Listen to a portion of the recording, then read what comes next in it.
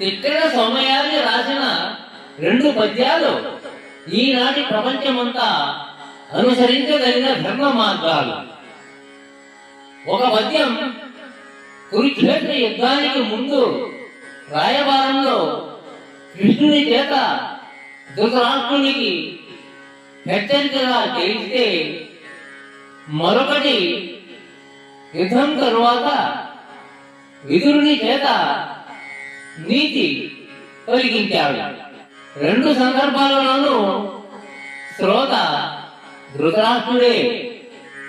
సారపు ధర్మము విమల సత్యము పాపము చేత బొంకు చేవారము పొందలేక చెడబారిన దైన వ్యవస్థ దక్షులెవారలు పేక్ష చేసిరది వారల చేటకు గాని ధర్మ నిస్తారకమయ్యు సత్య శుభదాయకమయ్యును దైవముండెడు దైవముండెడు.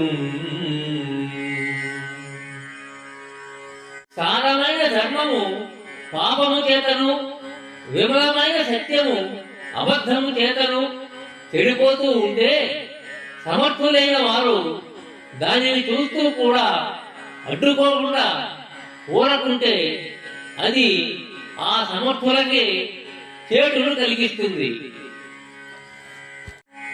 కృష్ణ రాయబారంలో శ్రీకృష్ణుడు ధృతరాష్ట్రునితో దుష్టవర్తులైన అతని కొడుకుల యొక్క చేష్టలను హెచ్చరికగా చెప్పాడు. యుద్ధం జరిగింది, సర్వం నాశనమైంది. దానికి తను కూడా ఒక కారణమేమో అని ధృతరాష్ట్రునికి లోపల తెలుస్తూ ఉంది.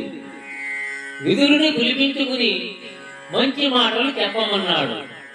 విదురుడు చెప్పిన మాటల్లో ఇదొకటి. ఉరులేయవియొనరించిన